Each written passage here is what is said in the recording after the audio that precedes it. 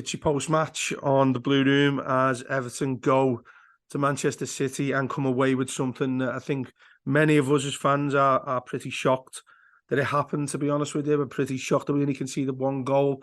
That's not talking negative about Everton, but possibly the way in which we come about getting a point from probably the best side in the Premier League, the champions in the Premier League. It's me, Dave Downey, and Peter McFarlane with you to sort of quickly discuss what we saw happen at the Etihad. One of the best goals I think we're going to see all season, actually scored by an Everton player, and a full-out control. I would go as far as saying in the second half, in terms of us keeping one of the best strikers in the game quiet for more than 45 minutes. But Peter, I want to begin by taking a look at the team that Frank Lampard decided to put out.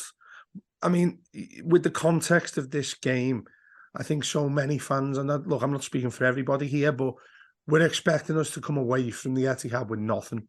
I think for many of us, and myself included, I was looking for quite like particular things that looked as if Everton had actually looked like they've got some bottle within them, looked like they've got some sort of gumption and ability to get results from games, because given the way we've been this season, given the way the league table is, us being near the bottom three, it felt inevitable to me, and it still does, to be fair, because we can't just go a bit mad about one game. But today Everton showed a lot that I didn't think we necessarily had, and I also thought would have been part of Frank Lampard potentially leaving the football club in the coming weeks.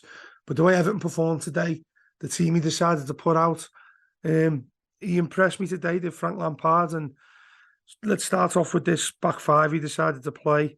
Ben Godfrey back as well, which many people have classed as their man of the match in this one. The two typical fullbacks that we have in Mikalenko and Patterson, and Cody and Tarkowski at the bottom three with Godfrey.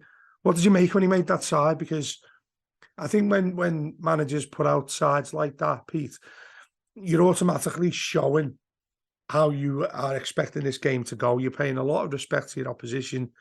But then the other side of it is, could you have feasibly expected Everton to go there if they didn't have five defenders as the back line? No, I think today was, I don't think anyone went into today's game with much confidence. Certainly after the Wolves game the other day, I think we were all expecting a bit of a whitewash, and certainly when City went a goal up, I think I thought the writing was on the wall. But certainly, I mean, I agreed totally with Lampard's approach to the game. I thought, obviously, with the attacking threat that Manchester City have, not just from wide areas but from midfield as well, with Bernardo Silva pulling the strings. Obviously, Erling Haaland is just on another planet, isn't he? He's one of the best, well, if not the best striker in Europe at the moment, and he's still only he's still only a relatively young player, but he's just got absolutely everything, hasn't he? So I thought it was vital for us to sort of pack that box and to not give them too much of a sniff inside the area, and we did. We limited them, and for all their possession and for all of their, sort of attacking threat within their side, we did limit them to very few chances. Certainly in the second half, I thought that we marshalled them incredibly well. Like you say, Ben Godfrey. I've really enjoyed watching the highlights of the game today from in particular with Ben Godfrey on Haaland, and the amount of just winding up that he was doing on Haaland. Yeah. And obviously, there was that challenge that Haaland put in on Mikalenko towards the end of the first half, and even though he got a goal, he was frustrated. He was absolutely raging by how much attention he was getting from Godfrey, from Tarkowski as well in particular. And he had a bit of a boiling point where, it sort of boiled over a little bit. He got that yellow card, which he was, potentially, I've seen them given. I've seen red cards given for that. If you say it's, 2 feet off the ground, was it a lunge? It was out of control. Yeah. I think if there was more contact, I think he's looking at a red card. I think he's lucky that Mikalenko doesn't make more of it, or certainly gets out the way of it, because there's minimal contact. I think that if there was more contact, it's a red card. But I think by doing that, Everton have obviously identified that for all of his amazing attributes, you can get in his head, and Haaland particularly in the second half, was non-existent for Manchester City, and I think a lot of that was to do with just how well we dealt with him in the first half. We got him wound up enough to get a yellow card. At that point, I wouldn't be surprised if Pep Guardiola took him to one side at half time and said, "Listen, you need to calm down." Which probably worked in our favour, because what you don't want is a player like him angry and wanting to go out there and kick seven bells out here. So after he got that booking, I think he was sort of walking the tightrope a bit, and we saw a different side to him where he was very quiet, didn't really have much influence on the game in the second half.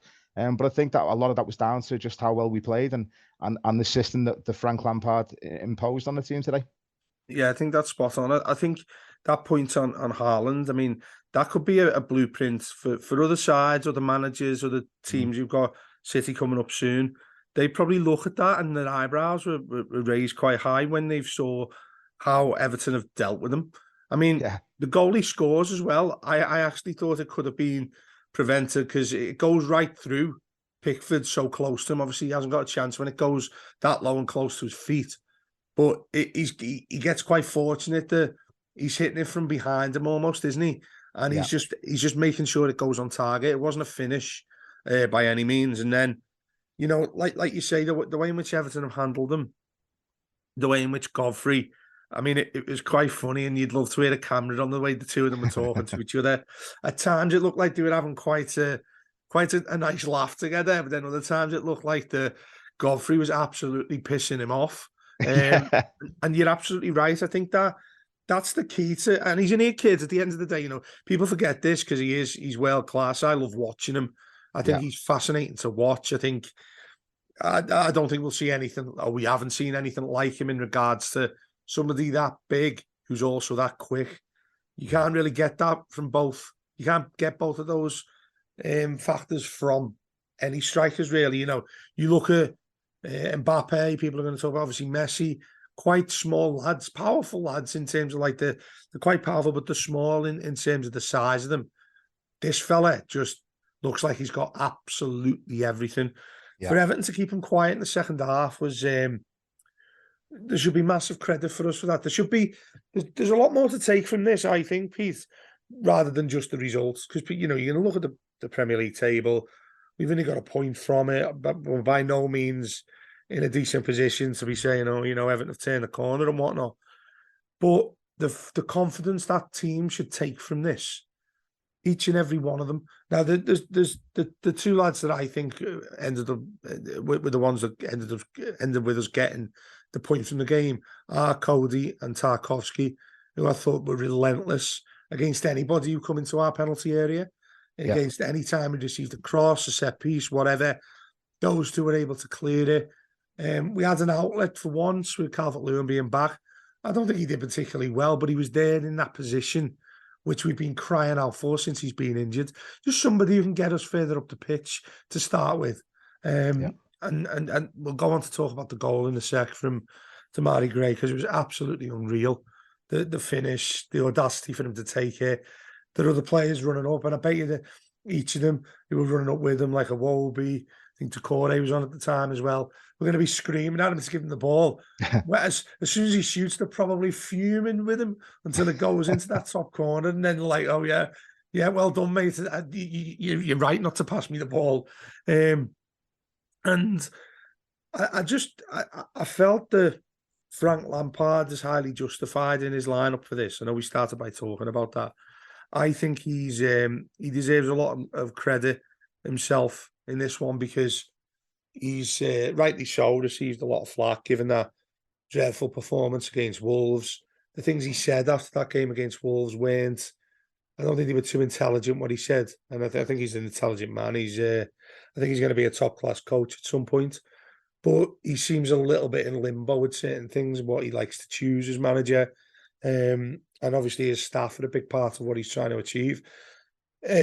Today, though, I think, like the others, I think he deserves a hell of a lot of credit for how he lined this up. Also, his body language for me, Pete, as well. He didn't leave the touchline. He didn't go and sit down. You're just seeing him constantly banging orders and just shouting things towards the players, trying to encourage them, trying to keep the spirits high enough when you're playing a side like this. And what have you felt about him, given I mean, things have changed quite significantly in the last 5 days, haven't they? Lose to Wolves. Many fans are saying, look, he's got to go. We need to get somebody else in. We're only a point above the relegation zone. And then he goes and gets a point away at probably the best side in the Premier League, or probably the side that goes on and wins it and other trophies this season. Bit Jekyll and Hyde, in my opinion. Yeah, I think one thing that you just mentioned there, certainly from today, is the body language from Frank Lampard. That doesn't show me the body language of a defeated man. If you look back at some of the managers who we've actually got rid of over the last few years, one that stands out for me in particular was Marco Silva, who seems to be the flavour of the month again, because Fulham are doing quite well, and obviously he's doing a good job there, and I wish him all the best. But I think people tend to forget that it sticks out. That's such an excellent point you've made there. That actually, it sticks out in people's minds, doesn't it? When you've got a current manager who's doing poorly, but somebody who's been sacked is doing better somewhere else. Everyone must, like, I think it might just be a natural feeling for many people. They just think, hang on, why have you got this fella when the one the one we went and sacked are like in the top 7 or 8 in the Premier League? It doesn't make sense to them. Well, I just my lasting memory of Marco Silva was always that it wasn't just his final game; it was his final 5 or 6 games. Was him standing on the touchline, absolutely clueless about what to do, with his hands in his pockets and his collar up on his suit jacket, and he looked like a broken and defeated man. Koeman as well. When you look at Koeman, towards the end, although he had like that sort of cockiness and self-assuredness that he didn't really care about Everton, and he probably thought he was untouchable regardless of how he got on at Everton. You look at him towards the end, he was looking, dishevelled, and he looked like he had no clue what to do. So you've got to give Frank Lampard credit, and again, changing his formation might have been forced upon him today because it's been said that there's a bit of a bug that's gone round the squad, and a couple of players. I've got one of them, mate. yeah, it's been going around everywhere, hasn't it? Yeah. But Anthony Gordon and Yerry Mina probably forced his hand because those two are out with this bug, and I think Tom Cannon maybe as well. But having said that, he's obviously got the players prepared. We've got a very good result. Let's not get carried away now. But I always said about Lampard, I judge him at the end of this sort of the 3 home games. Now we've lost against Wolves, which is unacceptable. It was totally unacceptable. Second half performance was dreadful. It was dire. It was just not the type of performance I want to see from any Everton side. Today, second half performance couldn't have been any different in terms of the fight and desire. Obviously, we're never going to go to Manchester City and dominate a side, but we did show that fight and determination, which I think we've been lacking, like you said, a lot this season, which shows that the players are still fighting for the manager, which is also a good sign. We've now got Brighton and Southampton at home. Those 2 games are crucial for me now. If we get to the end of that run and we haven't got through in the FA Cup against United, and we haven't got any points out of Brighton and Southampton, or even 3 points against Southampton and Brighton at home, I think then you start to look at it and say, right, well, really, it's panic stations now. The problem he's got is that we obviously haven't got that safety net of having a few points on the board. I would personally like to see Frank Lampard given time. I think that he's been dealt a horrendous hand, given the fact that we started the season with no forward. We've ended up getting Neil Maupay in. I would assume that probably wasn't his decision, and nowhere near his first choice to bring in.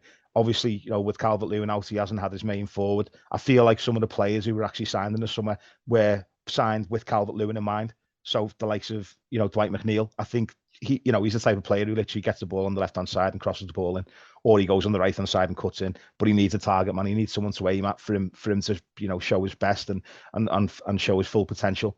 Neil Maupay, probably a player who probably works better off a target man, someone who can play off and get onto those knockdowns. Maybe that's his best attribute.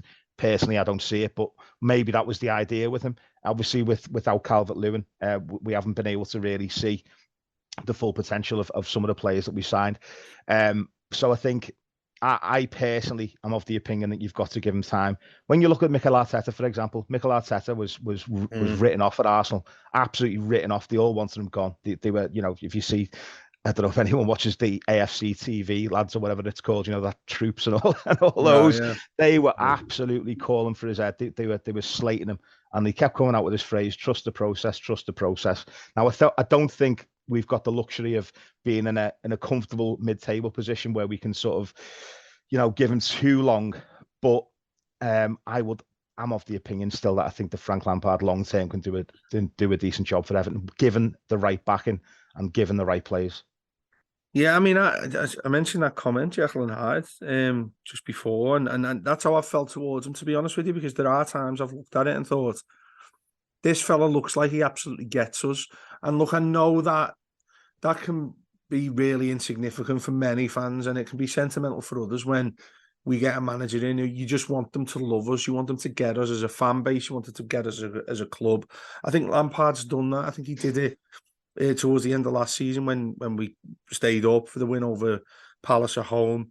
But then there's sort of the other side of that. I look at it and I'm like, what's he really trying to do here? What's his achieve? What's he trying to achieve with the team that he's playing, the system he's playing, the tactics he's putting out there? It didn't look to me like he had a plan. And look, that includes Wolves. Tonight, I'm not saying, oh yeah, it's all, everything's fine now. Like you said, it's something that's really positive, and he's given himself a little bit of a blueprint, I think, here. And playing 5 at the back there was, again, something else that he juggled with a little bit. Things kept on changing. I think some of the other things he's quite guilty of is, I couldn't say to anybody, if I had somebody who's not an Everton fan, who come up to me and said, since you've had Frank Lampard, what squad, what would be his first 11 choice and what positions would he play in? I don't think I could confidently give you an answer. And that's a big problem when you're coming up to a year. Well, what is he now? 10, 11 months since he joined the club. That's a big problem if you're still waiting that long to find out who he's got. That's obviously with injuries thrown in there, signings and all that sort of thing. The things that we don't know about are Thelwell and him, the relationship they've got, and who has actually dictated the signings. Now, that would indicate it is Thelwell, given the job he's come in for. But then if that is the case, I'm thinking, why on earth have we not got a striker in? Had to rely once again on Calvert-Lewin being done in because he's been injured, and then go and sign Neil Maupay. I have no idea why we signed him in the first place. I'd love it if he come good, but I just don't think he's that type of player. He come on today, in fact, and I thought that made it a little bit more difficult to make sure that we kept the point that we took for him. The Etihad. It seems to me, Pete, and I don't know whether you think I'm fair in saying this, that his time at Chelsea, his time at Derby, when he first came to us, I thought that'll put him in good stead, that, because he's been at 2 clubs there who haven't struggled. He's been at 2 clubs that one is trying to get promoted to the Premier League in the playoffs in Derby, and the other with Chelsea trying to get back in the Champions League, albeit they had the sales ban, didn't they? They had they couldn't sign any players, so it was a really strange way for him to come to a club like us that obviously was struggling post Benitez, and a lot of us felt we were going to go down. I think ultimately that's been a long way in me probably agreeing with you now to think, do you know what? I don't think we could go and get somebody better as the manager. And I think it's unfair not to give a manager a good amount of time for us to ultimately be able to make a decision about his future. Now, we're only 17 games into this season. It's been so strange and unique because of the World Cup break. Look, we've come back, we've taken 1 point from our 2 games. I think the writing's on the wall for the game we've got against Brighton. By the way, you mentioned Arsenal there. They've just gone 7 points clear under Mikel Arteta, which is quite an appropriate time to mention that, given what you just said about their club having to give him time and a process and whatnot. But now we're at a point, I think, Pete, and rather than carrying on waxing lyrical about how well we did to get a point against Man City, transfer window opens in with just a few hours now. We still don't have, we have a rough idea. I think we have a rough belief, all of us, that there isn't going to be much money to spend at all. He's bought Ellis back from Sunderland, which I think is again raised a few people's eyebrows. Are going to think, hang on, does that mean he's got to play? Does it mean Tom Cannon's got to play as well now? Does this automatically tell us all that there isn't money and we're not able to sign a striker? Those questions need answering very, very soon. Personally, I think if we're still sat here in 30 days' time still waiting for somebody to come in, or we've only had a couple of players in. I think that's when the main concern comes to you towards Lampard and his future, and also us staying in the Premier League, because this month now coming forward is absolutely essential on what we'll have left to have to achieve with the rest of the season. It's either going to be, backs to the wall, we've got to get points in the bag, we've got to stay in the Premier League, or we've been able to get to a comfortable situation where you can then start trying to build towards the end of the season and start thinking, oh, you know what, we're in the mid-table area now. You can experiment with a few things, a few different players, the young lads I've just mentioned there, and then we can look forward to the summer and restart and everything. I don't know where I'm leaning towards, and I hate to say it because people always bang on about how negative I am, but I think we're firmly within the situation where we this month is going to be crucial. We need to get points on the board, or Lampard will still be in the red zone of potentially getting sacked. Yeah, I mean, one thing that I always come back to as well about when talking about Frank Lampard or any manager, there's no guarantee when a new manager comes in that you're going to get that new manager bounce. Because at the end of the day, what it comes down to is the players. It comes down to which players are available and which players can play. Now, at the end of the day, if Frank Lampard, went into Finch Farm tomorrow and said, right, okay, we're going to change everything and we're just going to go defensive. We're going to be hard to beat. We're going to do it. We're going to go long. We're just going to do that. We're just going to grind out points, grind out results from now till the end of the season. He could probably do that. And I think, to be honest, if the names that we've been linked with, and people are talking about getting like the likes of Sean Dyche or David Moyes back and things like that, they're not going to come in and start playing, really attractive attacking football. They're going to go back to basics and make They're us the hard to rescue beat. type. Sorry, Pete. Yeah. Just to double what you said there. That's about getting managers who are there for a quick fix, get you to stay up. But I'm not looking at Sean Dyche. And I've had an argument with many people on Twitter about this. Sean Dyche was sacked by Burnley at very start of 2022. And the reason he was sacked was because it looked like they were going to go down. He's relegated them in the past. I'm not saying he's a bad manager, but I'm saying that he feels to me exactly like Sam Allardyce did if we were to get him in as the manager. 100%. And it feels to me, I feel more, I'll get criticised for saying this, but I'd feel more confident that Lampard keeps us up than Sean Dyche. I would. And like I just said, if Dyche kept us up, does that mean we're all sat there at the start of next summer up and he gets a blank check so we can go and sign players? Absolutely not. Nobody's going to be happy with that. So I don't think we're at that stage now where we need a quick fix to keep us up yet. Yeah, and I think that's the thing. We've got to, as difficult as it is, as hard as it is, we've got to try and be as patient as we can. And I know that, I might get people saying to me with 10 games to go, oh, you said back in, on New Year's Eve that we should have stuck with him and we should have pulled the trigger sooner and all that.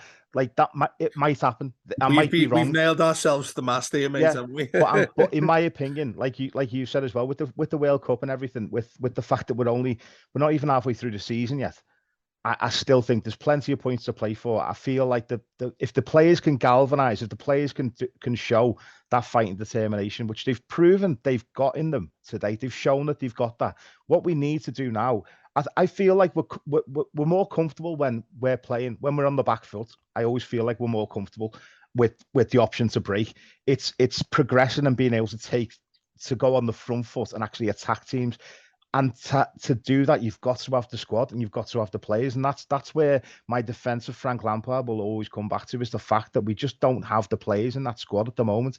And the only option really is to just go ultra defensive and go for set piece goals or go for literally on the count, because we just don't have that creativity in those players. Now, Ellis Sims coming back, as I said before on Twitter. Now, I've seen some people sort of criticising it, saying it's putting too much pressure on him. There's too much expected of the lad for him to come in and make an impact. In my opinion, he's got a free pass, because all he has to do is offer more than Neil Maupay. And at the moment, Neil Maupay is offering absolutely nothing for that side. Like you said, when he came on, he was actually more of a hindrance, because Man City were just able to just step right up to the halfway line, because they knew he couldn't hit them on, get in behind them. They knew all he had to do was get tight to him to take the ball off him. His first touch is woeful. It was like going down to 10 men. For me, Ellis Sims comes in and immediately, he makes more of an impact than Neil Maupay. He's going to be coming in with confidence. He's a big lad. He's a young lad. He's got lots of energy. He's going to want to prove himself. He's going to be hungry.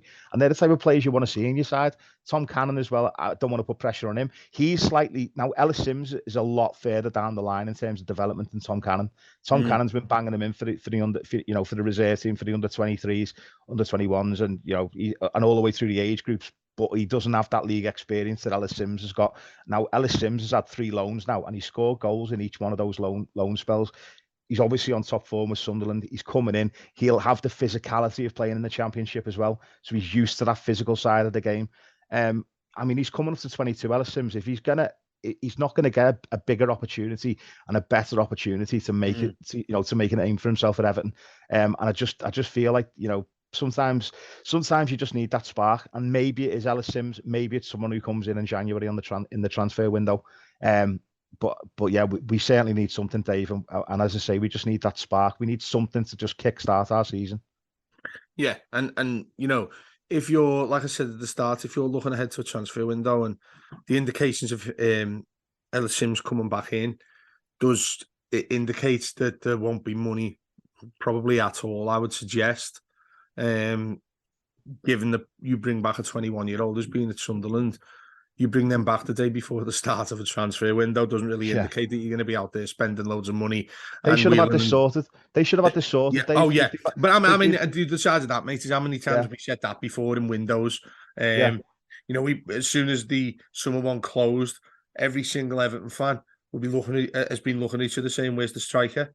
Where's the striker we've got?" Whilst we had Calvert-Lewin out, it's not like we were able to say, "Oh, do you know what? We don't need to get a striker in because we've got Calvert-Lewin's going to be fine." When I think the evidence was there that he wasn't fit, and how many games it was going to take for him to get back in.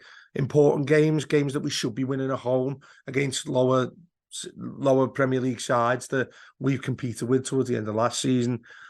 Everton have already made a lot of mistakes. We know that anyway. But this particular season, boardroom level, we see it a lot all over the place, don't we? And rightly so. That many fans aren't happy with the way in which the club's run. If we win Everton, and that didn't happen with us staying up against Palace, I'd be sitting here right now thinking, do you know what? That board's probably getting everything it deserves. And whereas us as fans don't deserve any of this, because how hard it is to get for people who aren't able to get away tickets. Goodison's always sold out. Again, that comment I made, we all nail ourselves to the mast. We nail our colour to the mast, don't we, when it comes to stuff like this? Now you get to this position and you don't have money. I still can't help but feel quite nervous about what's going to come about. But this performance, just for us to finish on a little bit more of a high, this performance against Man City felt like a Moyes type performance away from home against a top side from old. When we go there and you get a Lake Kale equaliser and a Lake Kale winner, and you'd have the backs against the wall, the opposition would have 60% possession. Today felt like that. It felt like we went back to the future. And whilst it's not great to watch, you don't want to see us do that at home either, which I think is something that Lampard needs to work out of what way he wants this side to show itself to fans when we're at home. Because Wolves was a bit all over the place. It was a mess. If you'd have played like we did against City, people would be fuming that we didn't have more possession than Wolves and didn't have more opportunities to score goals against Wolves. But that horses for courses approach is what comes back into it when you need points to stay up. So that's why I'm looking at this. At firstly, the window, which again I don't think myself many things is going to happen. But this month of fixtures, starting with Brighton, who we've got obviously with the Blue Room, we'll have loads of preview stuff and the weekly shows coming up.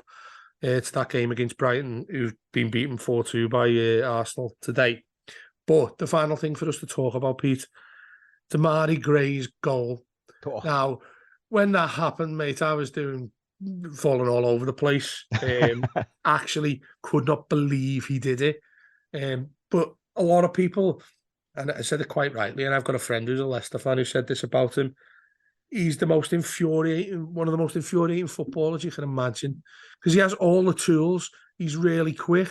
He's got bagfuls of tricks, but there'll be games that you watch him play where you think, how on earth this fella a professional footballer? And then today, he got that ball, just drives towards the corner of the box, cuts inside, falls over, and then just whips it. It wasn't one of those where he curls it in. It's where he's hitting like the meat of his inside a knuckle foot. shot, yeah. Yeah, exactly. And it just, the angle where it comes down, I mean, Ederson doesn't even try because it's impossible to save that. It goes that far into the corner. I didn't believe it happened. You know, in one of them goals where you look at and you see the net shaking all over the place, and I'm like, you're looking for an offside or anything. Oh, that's it. That's exactly it. Even though it can't be offside, you're looking for any reason for it to be disallowed. Yeah. A few more seconds, I'm looking around thinking, hang on, they're all celebrating. It must actually be a goal. And we haven't had a goal like that for quite some time, really, have we? Somebody that does that. But again, like many people have said to me, he epitomises Everton in many ways. Where we know we have players who can damage teams, but it just doesn't happen often enough. That today impressed me because he stood up and was countered against probably the best side in the Premier League, and he made them look silly. So fair play to him, I reckon. Yeah, absolutely. And you know what, as well, after his goal, I thought that he chased everything down as well. You know, he put a tireless performance in. He was chasing down every single Man City defender. There was another one on the touchline towards the end of the game where he absolutely sprints over and gets a really good block in, and he looks absolutely dead on his feet, but he carries on. I think that was, again, it was that battling performance that us Evertonians love to see from our players. And you know, we always go back to this, don't we, Dave? That at the end of the day, to please Evertonians, we're not like as much as I'd want to say we want to win things and we want to win trophies and we want to be winning league titles. Of course we do, but the bare minimum we want to see from our players is that they give everything for the shirt. And if the players show that and they give that to us and they show that they care and they show that they're willing to fight, then we'll back them all day. And as long as, you know, but on the flip side, if a player doesn't show those attributes, we will turn on them because we want to show them that's not acceptable. Damari Gray today showed me that he's got that fight left in him, and you know, it capped off the performance with a fantastic goal, on par with his goal against Arsenal last season as well.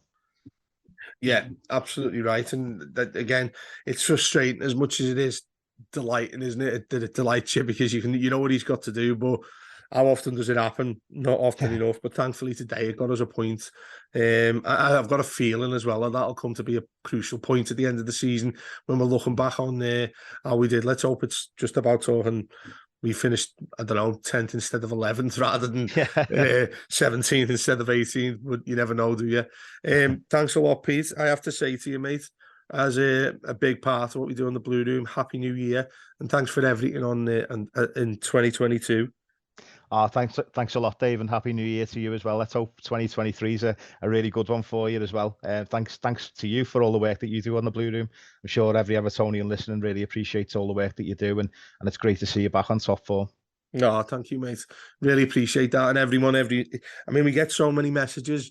I feel like at the end of every show, I have to apologise. We get that many messages. People want things to us to mention, things like that. We'll start doing that a hell of a lot more and be a lot more efficient doing that as it goes forward. But obviously, we've got Brighton coming up in 2023. Let's hope Everton can sort out the home form and make things a little bit more comfortable for us as the year starts to progress. But yeah, like I say, I have to thank everybody who, just as much as listens to us, gets involved. Our Twitter's always there. The messages are always open. Anything you want to say, opinions, if you need something mentioning, that's always there. We like to be there as a service to help people as well, should you need to, because we've done a lot of that in the past too. And yeah, Happy New Year to every single person listening to this. And yeah, we'll be back. Probably back tomorrow doing another podcast because we tend to do them every single day. And yeah, we'll speak to you soon. Up the Toffees.